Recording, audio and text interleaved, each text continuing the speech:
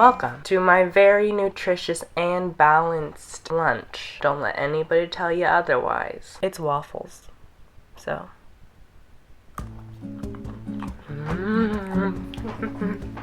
They're so good. I'm wearing glasses today because I'm not gonna lie, I don't really feel like I'm very cute today. You know, I just got over being very, very sick. Like, I couldn't even move sick. And while I was sick, I didn't shower because I couldn't move. So like, how was I supposed to shower? You can't shower if you can't move. I broke out really bad. It was a hard time in my life. Whatever. I'm not sick anymore, thank goodness. I just don't feel that cute. So maybe this will mask the fact that I took my first shower in 5 days yesterday. This is the Wednesday where I do an Ask Conan. So I asked you guys on Twitter and on my last YouTube video to ask me questions for this one, and I picked out a few. Let's answer them while I eat waffles. I just got a text from my friend. It's so popular. I just really want to eat these waffles so bad, and like, I don't know how I'm gonna keep myself from eating them all right away. First question asks, favorite place in Japan? My mother is actually currently in Japan. She comes back tomorrow though. I've just been thinking about Japan a lot lately. If you guys don't know, I used to live there for about 3 years when I was young. I really love Japan, and I've been to Tokyo. I've been to like the big cities and stuff like that, but I still love Hiroshima the most. Hiroshima's a pretty big city, don't get me wrong, but I guess growing up there, it's become a pretty small place to me, and there are so many stores that I just adore there, and my mom got me a bunch of like little souvenirs, which I'm really excited about. If you haven't been to Hiroshima before, it's an incredible place to go. Obviously, Hiroshima was the place that was bombed by the atomic bomb, one of the places, and you go there and it just like dumbfounds you that this place used to just not exist. After the bomb, it was just nothing, and now it's a thing and it's thriving and it's beautiful. If you have the opportunity to visit Japan, I would totally go to Hiroshima, and it's just such a cool place. Next question asks, college application advice. Well, I would give you college application advice if I actually knew if my college application is good. Since I applied to the UC schools, I don't hear back from any of them until March, and like halfway through March, so I've never gotten any decisions yet. So I don't know if my applications are good or not. What if they're really terrible and I give you like the worst advice ever? They could be really bad and I just wouldn't know. I might just get rejected by all the schools I applied to. So I don't want to give you any advice. All I can say is give them an accurate description of who you are, and if they reject you, then it's probably a good thing, because you probably weren't a good fit there. If they accept you and you gave them a very genuine explanation of who you are, then you'll probably fit really well there and you'll do well in that college environment. Someone named Fishstick's dad asked me, are you a self-taught guitar player? I'm actually not. I learned all of the basics of guitar, like fingers and how to use a guitar. I learned all of that in a class that I took at the University of Texas. It was neat because all the classes were taught by students at the university. I went every single weekend. It was like 3 hours long. I hated it so much, and I did it for about a year and a half. After I stopped taking lessons, I like hated guitar. I like never wanted to touch it ever again. I like just let it collect dust in my room. And then a few years later, I re-picked it up and I fell in love with it, and then I started like reteaching myself, and that's when I got good, or better at least. I think that with an instrument, it really has to be self-motivated. It really has to be you who wants to learn how to play the instrument, because it's such a challenging thing, and if you don't have passion for it, then it's probably going to show through the music you play. I would definitely suggest like going and taking lessons for a year if you're trying to learn the basics, because the basics are really hard to get down. And like when I first started playing guitar, I was so frustrated because like it's so hard to get your fingers to do all these things, especially when you're first starting. Your fingers literally aren't even strong enough to like press the frets, and it's so frustrating. So I would suggest taking lessons for like a year and then teaching yourself from there on. In the past week, have you cried? Yes, actually, I cried several times. Here is a video of me crying.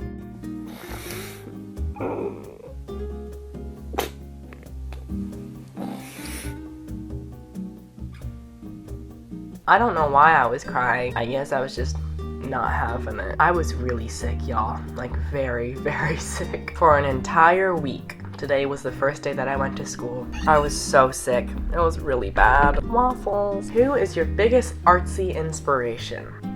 I'm guessing that you're asking like who my favorite artists are and which ones inspire my art the most. My favorite artists really vary. I have a lot of favorite artists. I really adore Egon Schiele. He is just such a cool artist and I love his style. It's unlike anything, and you can definitely see a lot of artists mimicking his style now, which is great because he's incredible. I also love Chuck Close. He just has such an amazing story. He was in a wheelchair, but he created incredible artwork. He was able to make portraits with shapes that did not look like skin, but somehow he just did it. And if you don't know who Chuck Close is, you definitely should look up his artwork. It's just dumbfounding. I love Monet and his water lilies. I think everyone does. How could you not love them? They're just so beautiful. I've seen them in real life like a million times. It seems like every single museum I go to, there's Monet water lilies, which I'm not complaining. I love Frida Kahlo and I love Van Gogh. Van Gogh is just really neat, but I don't really know if they necessarily influence my artwork that much. I just love looking at their artwork. I would say Egon Schiele probably influences my artwork the most because I just love his use of color. Most of you guys probably know who Frida Kahlo and Van Gogh is, so I would definitely suggest looking up Egon Schiele and Chuck Close. You guys will probably love them. Where do you see yourself by the age of 30? I really hope that by the time I'm 30, I have a house. You know, I want to move to LA, and having a house in LA is not an easy thing to do, so I really hope that I have a house. I hope that I have like a pet and I'm doing well financially. That way I can think about having kids. I want kids. That's gonna be magical. Like, what the heck? I love how I'm just like eating lunch with you guys. I hope that by the time I'm 30, I don't look back on my life and think, oh, I could have worked harder, or I could have worked harder to pursue my dreams, because I've had one specific dream for a very long time in my life, and I think that if by the time I'm 30 I haven't accomplished it, then that probably means that I gave up. I really hope that I didn't give up. But then again, I hope that with whatever my life ended up being, if I didn't reach the one goal that I really wanted, I hope that whatever I'm given, that I'm trying my very best with it and that I'm happy. I hope that I'm happy. Vanilla or chocolate ice cream? Chocolate all the way. For some reason, while I was sick, I like desperately craved chocolate fudge ice cream. Like, that's all I wanted. You can ask my friends. I was literally texting them like every single day, please bring me chocolate fudge ice cream. I just really wanted fudge, and I still want it because I haven't had it and I need it. I need it. Aaron asks, have you always had a natural talent for art, and what is the best way to learn technique? I'm not sure if I have always had a natural talent for art. I've definitely always had a natural talent for music. My mom has always told me that. Art-wise, I just didn't really create that much art when I was younger, but when I was in elementary school, we had this like thing where it was just like an assignment where we were supposed to draw a Dr. Seuss character, and I drew Cat in the Hat, and I very distinctly remember just like drawing it or whatever, and then my teacher at school, just like my normal school teacher, saw it and thought it was really good. I didn't really know if, like, I was in first grade. What do you I don't know what good art is, but she was like, oh, like, would you be okay if I entered this into an art contest? And I was like, I'm 7. Like, I didn't even know. I think it ended up doing like really well, which is hilarious because it was a drawing of Dr. Seuss, or of the Cat in the Hat, and I think it got like some national level awards, and I was like a first grader. So I guess I was always like a little bit better than the other students, but I wouldn't say that I was like jaw-droppingly amazing. I wasn't like I wasn't drawing like realistic portraits when I was in first grade.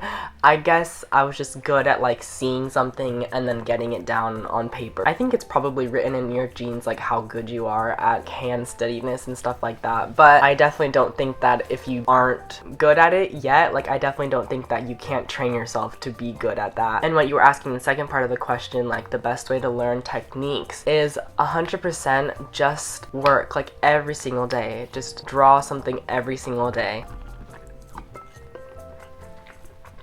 If you just keep drawing every single day, and I mean every single day, I promise you will get better. If you're not practicing, you're not gonna get better. That's just the truth. Like, you're just not gonna get better. So if you keep doodling, keep sketching, keep doing all of that, I promise you will get better. And before you know it, you're going to be making artwork that you look at and you love. You just really gotta practice. That's the trick, is just practice. And it takes years. It took me a long time. Practice, practice, practice, and you will do the thing.